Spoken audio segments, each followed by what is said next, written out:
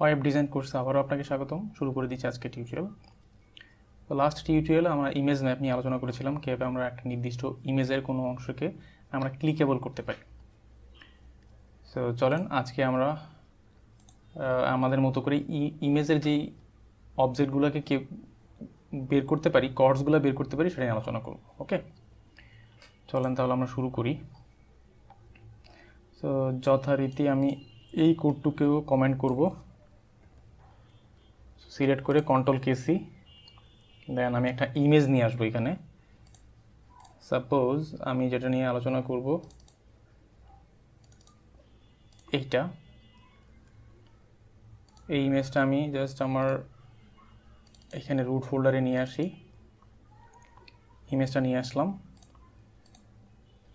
দেন এইখানে আমি একটা ইমেজ ট্যাগ লিখব, ইমেজ। সো দিব হচ্ছে সোর্স ইমেজেস 5 PNG। ওকে, এই ইমেজটা শো করবে। তো এই ইমেজটাকে আমি অল্টার ট্যাগ দিয়ে দিব, web design course. Then use map দিব,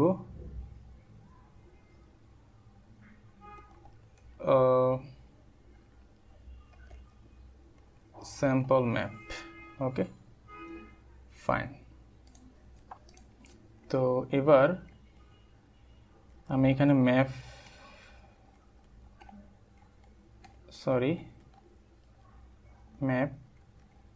ম্যাপের মধ্যে আমার এরিয়া ডিক্লেয়ার করতে হবে, রাইট? সো আমার ইমেজ কোনটা? So 5 PNG। সো এইখানে দেখেন এই ইমেজটা চলে আসলো। এই ইমেজটার এই ওয়েব ডিজাইন যে লেখাটুকু আছে, এই ওয়েব ডিজাইন লেখাটুকুকে আমি ক্লিকেবল করতে চাই। তাহলে আমি কি করব? ফাইন, তো চলে আসলাম এখানে image-map.net এই ইউআরএলে। সো এইখানে চলে আসবেন। তো এখানে আমি চলে আসলাম। এখানে এসে আমার পিসি থেকে যে ইমেজটা আছে সেই ইমেজটা আমি সিলেক্ট করব। So select image from my PC. তো আমার ইমেজটা আমি এখানে দেখাই দিব। আমার ইমেজটা হচ্ছে এইটা। সো এই ইমেজটা এখানে আপলোড হবে।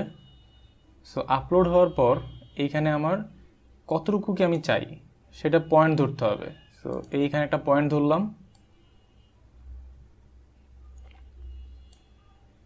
এই লেখাটুকুকে আমি ক্লিকেবল করতে চাই। সো এটাকে আমি মার্ক করলাম, দেখেন এটাকে আমি মার্ক করলাম, দুইটা পয়েন্ট দিয়ে এখানে আমি মার্ক করলাম। সো এই লেখাটুকুকে আমি ক্লিকেবল করতে চাই। দেন এখানে আমি রেক্ট্যাঙ্গেল চাই না, পলি চাই না, সার্কেল চাই। সো আমি রেক্ট্যাঙ্গেল চাই, আমি এখানে রেক্ট্যাঙ্গেল বলবো। কোনো টাইটেল দিতে চাইলে টাইটেল, কোনো লিঙ্ক দিতে চাইলে যেই লিঙ্কে সে ক্লিক করবে সেই লিঙ্কটা আপনি এখানে দিয়ে দিতে পারেন। তো আমি এখানে ইউটিউবে চলে আসবো।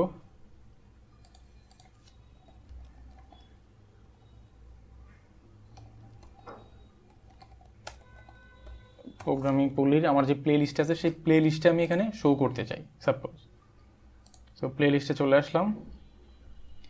এই যে প্লে লিস্টে আছে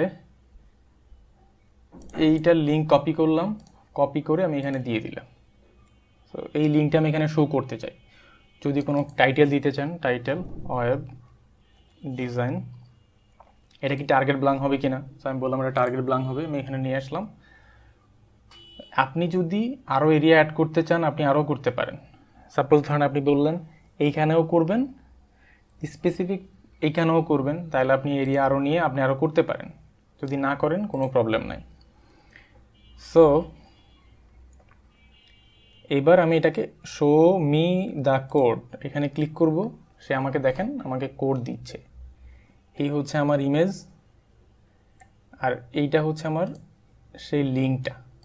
ওকে, তো এই দেখেন কর্ডসটা ক্রিয়েট হয়ে গেছে। আমার XY যেই ভ্যালুগুলো আছে সেগুলো এখানে সে ক্রিয়েট করে দিছে। তো জাস্ট আমার সবটুকু আমি লিখে ফেলছি, আমার এতটুকু কোড দরকার।